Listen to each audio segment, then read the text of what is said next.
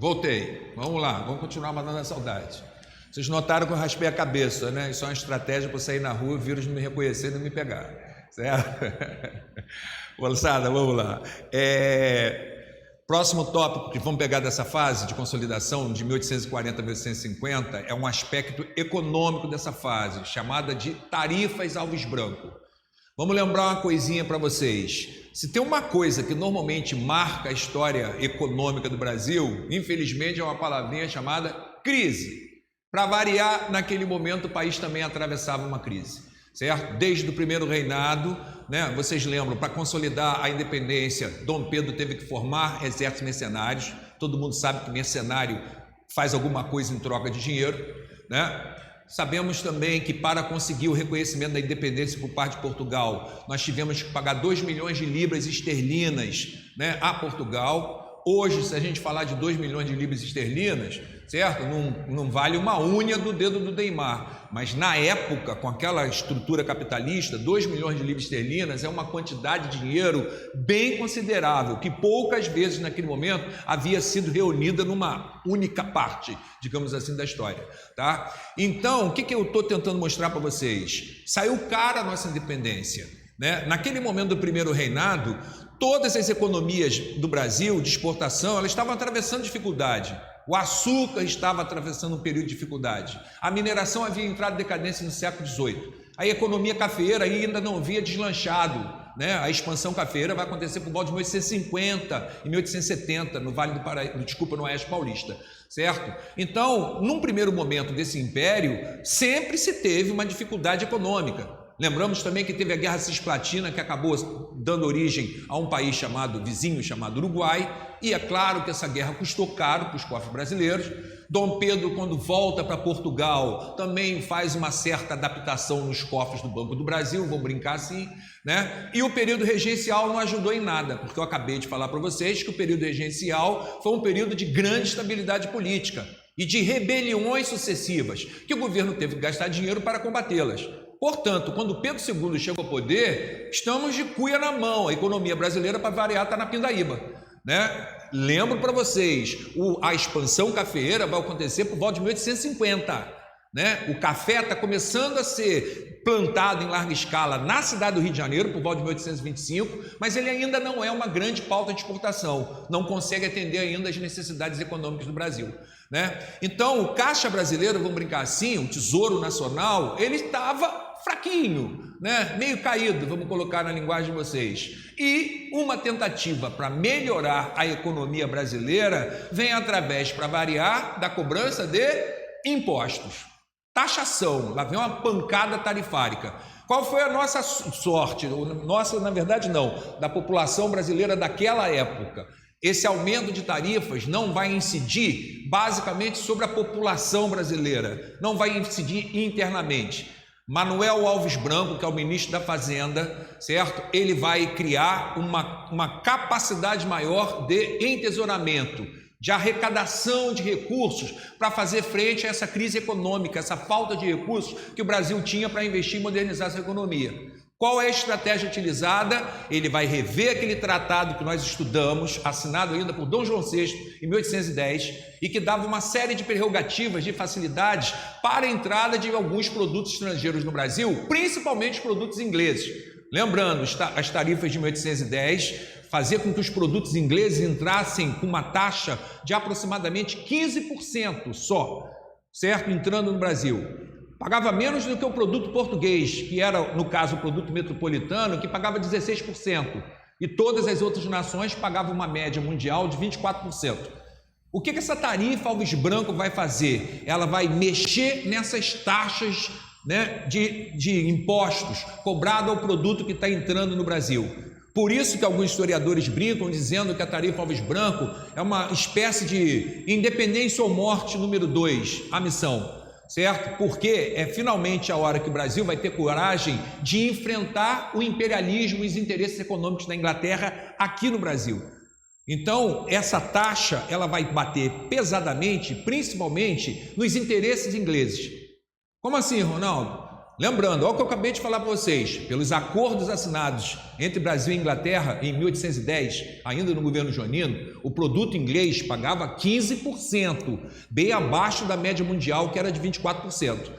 O Alves Branco, ministro da Fazenda, para aumentar a capacidade de arrecadação do Tesouro Nacional, ele vai mudar essa regrinha do jogo. Como que ele muda isso? A partir de 1844, o produto estrangeiro que, ao entrar no Brasil, não encontrar um concorrente, um similar nacional, ele passa a ser taxado com 30%, certo? Olha só o que eu lembrei para vocês. Anteriormente, o produto inglês, ele pagava 15%, a partir de 1844 ele vai pagar o dobro, em vez de 15%, 30%.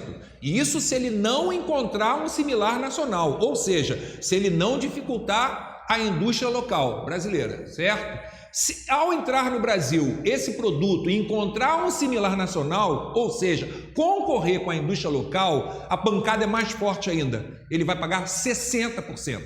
Então, olha só, se ele não encontrar, né, o produto, a concorrência local do produto nacional, ele paga o dobro do que o produto inglês pagava anteriormente. De 15 vai para 30, certo? Se encontrando esse concorrente nacional, ele paga 4 vezes mais. Ele paga uma taxa de 60%. Aí vocês vão falar, poxa, que beleza, resolveu. Não, não resolveu. Porque, obviamente, a gente está metendo a cabeça com os Estados Unidos da época. A Inglaterra, a dona do mundo, vamos brincar assim. Não por acaso a Rainha Vitória tirava uma onda e dizia o seguinte, no meu império o sol nunca se põe. Certo? A Inglaterra era uma tremenda de uma potência, tanto econômica quanto militar, e não vai aturar um país do novo mundo, recém-nascido, vamos brincar assim, chamado Brasil, e enfrentar seus interesses assim e não receber o troco. Certo? Qual foi o troco que a Inglaterra deu ao Brasil no caso? A Inglaterra, sabendo que a base da nossa economia é escravista, a Inglaterra vai aproveitar sua força econômica, militar e sua hegemonia nos mares e vai começar gradativamente a tentar limitar a entrada de escravos no Brasil. A Inglaterra vai começar a pressionar no sentido de se conseguir a abolição do tráfico negreiro no Brasil. Ela fez isso em 1831, mais efetivamente, proibindo o tráfico de escravos no Atlântico Sul, certo? Só que, como o Brasil até então dava mole para os produtos dela, que entravam de forma muito barata no Brasil, era aquela lei para inglês ver, ela fingia que não estava tendo tráfico negreiro. Ela havia proibido, mas o Brasil fazia porque o Brasil dava mole. Né? Quando o Brasil entrou numa de falar grosso com a Inglaterra, através da tarifa Alves Branco, e sobretaxou o produto inglês, aí ela, oba, vou falar grosso com vocês agora. Aí, não por acaso, a tarifa Alves Branco vem em 1844 e um ano depois a Inglaterra vai lançar uma lei chamada Bill Aberdeen. O que essa lei determina? A partir de 1845, qualquer navio negreiro que vai em direção ao Brasil será apreendido ou afundado. Aí vocês vão falar, pô, a Inglaterra é gente boa, está copiando os escravos. Tá não, o navio será afundado com os escravos dentro. Não é uma questão humanitária, é uma questão econômica, uma disputa de poder. Uma nação hegemônica fazendo valer seus interesses sobre uma nação periférica, que no caso, infelizmente, somos nós, o Brasil, naquele momento, certo? Então, o que vai acontecer? A tarifa Alves Branco é uma tentativa brasileira, certo? De melhorar as finanças, como? Através do aumento de tarifas sobre os produtos, artigos importados, né? Tanto que alguns historiadores chegam a afirmar que essa tarifa ela é voltada para o protecionismo alfandegário. Isso é polêmico, né? Ele acaba, na prática, de um período muito curto, entre aspas, defendendo a indústria local, mas esse não era o objetivo. O objetivo era arrecadar, o objetivo era enriquecer o Tesouro Nacional, certo? E essa tese de quem defende a questão protecionista, na verdade, cai por terra, que eu falei para vocês que a Inglaterra vai falar grosso e não vai aceitar o Brasil bater de frente. Então a Inglaterra vai pressionar a elite brasileira, certo? E pressionando a elite brasileira, em 1860, certo? Portanto, 16 anos depois, sai uma lei chamada Lei Silva Ferraz. E aí você nota que a pressão inglesa valeu. Por quê? O governo brasileiro volta atrás e, através da Lei Silva Ferraz, as tarifas Alves Branco são parcialmente alteradas, portanto anuladas, e a Lei Silva Ferraz estabelece que, a partir de agora, qualquer produto estrangeiro que entre no Brasil pague uma taxa, que no caso era a taxa média mundial, de 24%. Né? Então é aquela brincadeira, não fica nem em 30 nem em 60, mas no final da história rola, né, uma mediação e quem pagava 15 acaba pagando 24%, como todos os países da época, tá certo? Mas isso é muito importante em prova de vestibular, porque interfere na questão econômica. Isso cai muito também em prova de geografia, certo? Em prova de história, então é um assunto muito, muito, muito presente. Se prepare que provavelmente vai estar na prova de vocês. Tá certo, moçada? Vamos lá. Além das tarifas alvos brancos, que outra coisa é importante nesse momento? Eu sinalizei para vocês na aula anterior, certo? Que a aproximação entre o imperador e o Partido Conservador acaba gerando uma série de rebeliões liberais, inicialmente no período compreendido entre 1842 e 44, naquele momento, basicamente na região sudeste. Posteriormente, numa província, importante, extremamente importante na história nordestina, Pernambuco, pela sua importância naquele ciclo açucareiro, portanto, mesmo com o açúcar em decadência, a elite política de Pernambuco ainda tinha uma grande influência sobre a política do Império Brasileiro, vai começar a acontecer alguns problemas internos que vai fazer com que role a história, ela é uma tremenda de uma rebelião liberal, certo? Chamada Rebelião Praieira. Essa rebelião praieira, o nome dela advém de uma disputa que acontece, o grupo liberal pernambucano e o grupo, e o grupo conservador, eles vão começar a estabelecer uma disputa através da imprensa, e cada grupo tinha seu jornal. O jornal dos liberais, ele começa a receber o apoio, o apelido de praieiro, e isso acaba se estendendo aos liberais pernambucanos de uma maneira geral. Por quê? Porque ele ficava na Rua da Praia, que na verdade não era a Rua da Praia, esse jornal ficava às margens do rio Capiberibe, em Recife. Então, o nome da rebelião vem desse termo, desse apelido, digamos assim, que os liberais pernambucanos passam a ter por culpa dessa localização geográfica do jornal, dos liberais pernambucanos, que era a margem desse rio Capiberibe. Lembrando uma coisa engraçada, que pitoresca, que naquele momento pouquíssimas pessoas sabiam nadar e pouquíssimas pessoas iam para o mar aberto, para a praia. Praia não era um lugar como hoje de lazer. O lazer das pessoas normalmente era o rio. Praia era um território quase que de ninguém. O pescador ia lá e ia manjar no máximo, certo? O povão não chegava perto, tá certo? Então, o que vai acontecer? A revolta praieira, portanto, ela tem, assim, o que interessa imediatamente para a gente é o seguinte: você já falou, Ronaldo, que é uma rebelião liberal. Sim. Quais são as causas dessa rebelião liberal em Pernambuco? Existem causas políticas, sociais e econômicas. A principal causa política, é que enquanto no Império, no centro do Império, na região sudeste, Dom Pedro formou um gabinete conservador, se aproximou dos conservadores, em Pernambuco está acontecendo o fortalecimento dos liberais. Os liberais pernambucanos acabam alcançando, digamos assim, uma rápida hegemonia política naquele estado. Chegando ao poder, os liberais vão usar o seu poder político para começar a desalojar dos cargos locais, da administração do governo local, os conservadores. Então, se os conservadores no Rio de Janeiro, eles estão, vamos colocar assim, por cima da carne seca, eles estão em alta monta, quem está por cima da carne seca, com moral na região de Pernambuco é o liberal. E o liberal começa a fazer, vamos brincar assim, uma caça às bruxas aos conservadores. Essa é a questão política, certo? Os liberais alcançam uma supremacia momentânea na política local pernambucana e começam a incomodar os conservadores. Então tem uma disputa política local entre as duas partes. Qual é o aspecto social? Uma parte dessa elite pernambucana, através da família Cavalcante, ela basicamente dominava a economia local, grandes proprietários de terra, certo? Comerciantes também. E essa família Cavalcante, ao ter tanta hegemonia, tanta supremacia na economia local, é claro que eles começam a descontentar outros setores da sociedade, principalmente as camadas médias e das pessoas que não tinham acesso à terra, que no caso estava monopolizada basicamente por essa família. Então, tem um problema social aí. A classe média quer ascender e setores populares querem acesso às terras que são monopolizadas pela elite, tá? Tem um problema também econômico, que na verdade são dois. Quais são esses problemas econômicos? Pernambuco, até então, vamos colocar assim, era a força motriz da economia brasileira até o século XVII.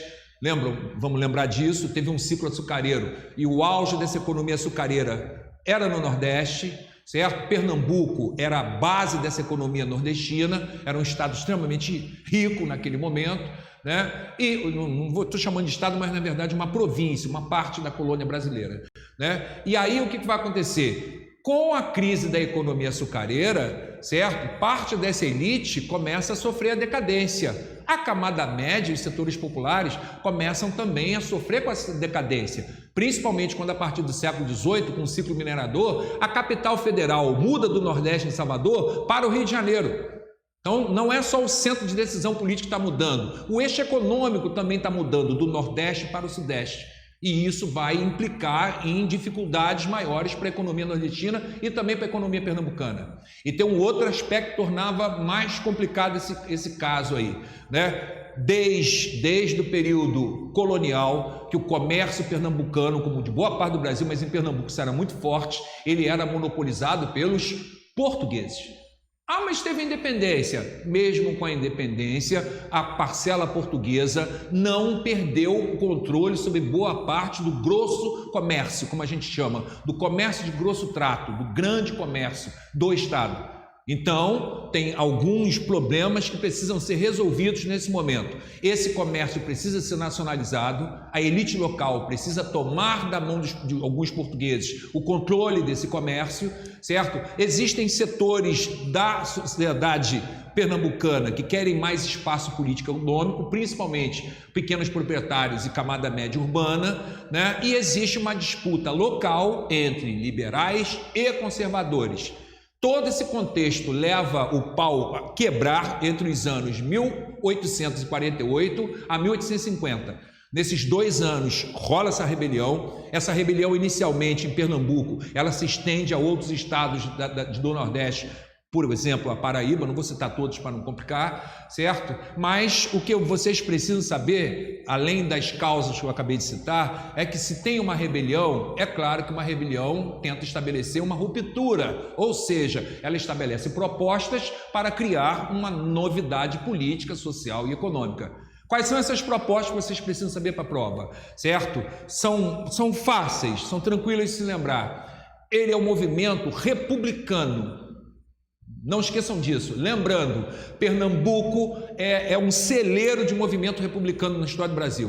Eu sempre coloco isso. A história pernambucana é uma história extremamente rebelde, ativa, né? Vamos lembrar para vocês que a gente fala em Pernambuco da Revolta dos Mascates, ainda antes de se falar em independência do Brasil, certo? Posteriormente, nós vamos falar de uma rebelião de 1817, que implantou, durante o governo joanino, durante a presença da corte portuguesa no Brasil, um governo republicano e provisório, que depois foi debelado pelo governo joanino, mas estabeleceu uma proposta de uma república separatista. Em 1824, tivemos a Confederação do Equador, que questiona o autoritarismo de Pedro I, o poder moderador, né, a anulação da Constituinte, que a gente chama de Constituição da Mandioca, um projeto de 1823, que tentava limitar o poder do imperador, e Pernambuco, em 1824, explode de novo em rebelião, né? Então, se 24 eles estouram uma rebelião, 24 anos depois, em 1848, portanto, eles seguem nessa sanha republicana. Eles, na rebelião, eles estabelecem: queremos uma república, essa república tem que ser federalista, ou seja, o que é uma república federalista? Uma república que tem menor centralização política, que dá mais autonomia política local. Só para vocês exemplificarem isso, para vocês lembrarem disso, lembrem da história norte-americana. Vocês lembram que um estado norte-americano, por exemplo, a Califórnia, não tem autonomia para decretar pena de morte? Certo? Se você pegar o Texas, ele não pode, estou chutando aleatoriamente, né? O Texas não pode estabelecer a possibilidade de divórcio, né? Então você vê que nos Estados Unidos existe um poder central forte que pode declarar guerra, estabelecer valor de moeda, por exemplo, mas existe uma autonomia bem considerável na mão de cada estado. Eles têm autonomia para estabelecer leis importantes para cada população, né, daquela determinada região. O Brasil buscou isso. O movimento pernambucano também vai nesse caminho. Eles buscam uma maior autonomia local, portanto, eles também são, além de republicanos, federalistas. né? Qual era a outra coisa que ele pegava? Eu disse que parte do comércio ainda estava monopolizado pelos portugueses, mesmo com a independência. Então, uma outra importante proposta: nacionalismo, nacionalização do comércio. Os portugueses precisam perder o monopólio sobre esse comércio, ou pelo menos, se não um monopólio, a hegemonia sobre esse comércio, certo? Uma outra proposta importante: liberdade na imprensa. Eles falam em imprensa livre, liberdade de expressão. Tá bom? Uma outra coisa, nem todo historiador concorda, mas alguns colocam que esse movimento, os setores mais progressistas desses liberais, chegam a falar em fim da escravidão.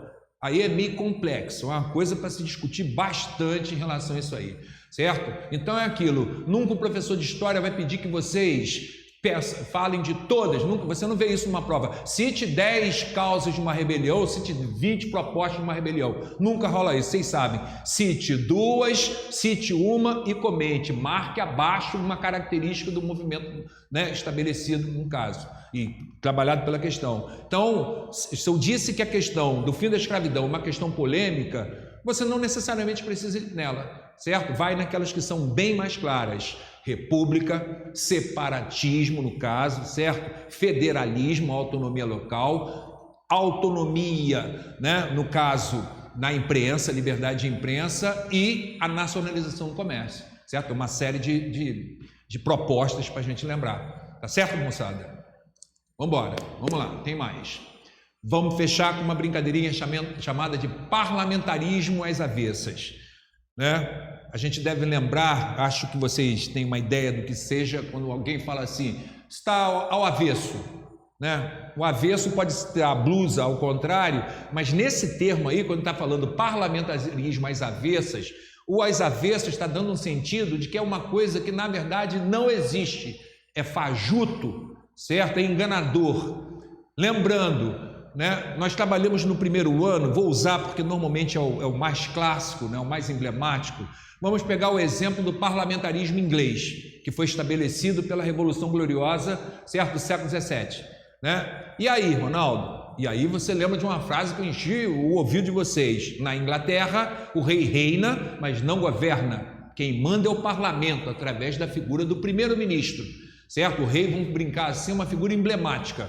Ele representa o Estado, mas efetivamente ele não manda, né? No Brasil, olha só, está se usando o termo parlamentarismo.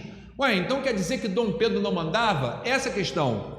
Eu disse que Dom Pedro chega ao poder jovem, mas de bobo ele não tinha nada, ou no mínimo estava extremamente bem assessorado, certo? Por que você afirma isso, Ronaldo? Porque ele vai se tocar de uma questão. Eu acabei de falar para vocês, ó, existe uma divisão de 2 partidos, liberais e conservadores, e falei brincando que, na verdade, tudo farinha do mesmo saco, 6 e meia dúzia, cara e coroa da mesma moeda. Na prática, eles andavam de mão dados e não tinham grande diferença entre si, certo? Disse que, na verdade, basicamente a única diferença, né? Vamos facilitar assim. O liberal, ele é mais a favor do federalismo e, portanto, da descentralização política. O conservador, portanto, é mais a favor do centralismo político, certo? Essa é a divisão básica da coisa. Notando que é tudo farinha do mesmo saco, provavelmente Pedro deve ter chegado à seguinte conclusão. Vamos trabalhar com uma hipótese aqui. Pedro deve ter pensado antes de dormir, para que eu vou queimar minha pestana, certo? Me aproximando de um partido ou de outro, se na prática o professor de história ali acabou de falar que é tudo farinha do mesmo saco. Para que eu vou ficar me perturbando com isso? Então eu vou arrumar um esquema, sabendo que eles são muito parecidos entre si, né? Eu vou arrumar um esquema de ficar alternando os 2 partidos no poder. Se a instabilidade política que vem do período regencial e que marcou o início do segundo reinado vem exatamente de eu ter que me aproximar de um ou outro, e o professor acabou de falar, ao me aproximar do conservador, estourou no Brasil uma série de rebeliões liberais, então não seria muito inteligente da minha parte ficar próximo de um único partido desse, já que eles são tão similares, né? Então eu vou fazer um esqueminha onde eu vou brincar de marionete, vamos colocar assim, e eu vou ficar alternando os 2 partidos no poder. Vou dar o que esses partidos, né? Vou dar o que eles querem, poder, cargos. Vou deixar eles próximos do poder. Vou criar um esquema que a história vai chamar de parlamentarismo às avessas. Resumindo, vou alternar liberais e conservadores no poder ao longo do tempo. Termino com as tensões políticas entre esses grupos, me aproximo dos dois e continuo mandando. Ronaldo, por que é parlamentarismo às avessas? Porque você deve lembrar que a Constituição de 1824 criou o quarto poder, lembram disso? O poder moderador. Um poder que era de uso exclusivo do imperador e que dava a esse imperador um poder quase que total. Ele tinha um poder de fato, diferentemente da Inglaterra. Inglaterra era parlamentar de fato. O parlamento manda, o rei finge que está ali, certo? Vamos brincar de bibelô de geladeira, né? No Brasil, não. No Brasil, quem vai mandar de fato é o imperador. Ele vai criar um cargo meio que simbólico, né? Chamado chefe de gabinete, e ele vai ficar colocando nessa chefia de gabinete, ora um liberal, ora um conservador. Quando ele notava que estava tendo tensão com os liberais, ele botava o liberal no poder. Quando ele sacava que o conservador está fazendo biquinho para ele botava o conservador no poder. Os dois ganharam o que queriam, poder, cargos, ganharam.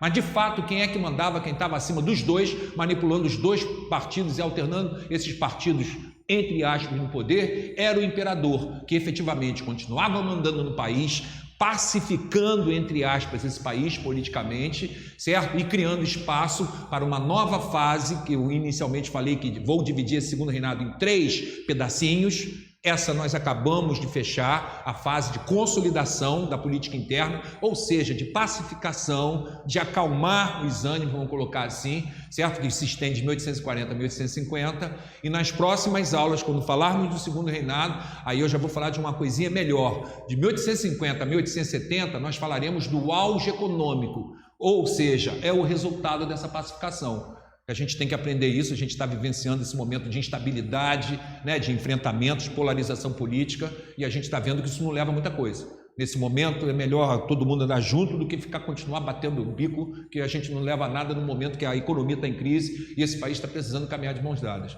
certo? Lembrando que a história sempre vai se repetindo, moçada, a gente tem que estudar a história, não é só para ficar tirando nota na prova, certo? A gente tem que estudar a história para saber conseguir resolver alguns problemas que a gente vivencia no nosso cotidiano.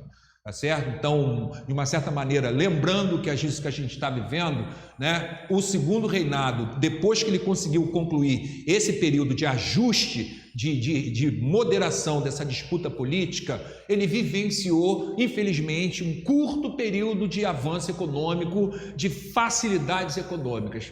Rapidinho, vou adiantar para vocês, falaremos, portanto, da expansão da economia cafeeira, da fase de modernização da era Mauá, né? Mas infelizmente também falaremos da Guerra do Paraguai, que é exatamente uma das coisas que vai abreviar esse curto período de progresso e avanço econômico. Falou, moçada? Fechamos aqui, de novo, vou encher o saco de vocês, peço, se cuidem, por favor, tá? Tô doido para encontrar vocês com saúde de novo. Abração, amo vocês.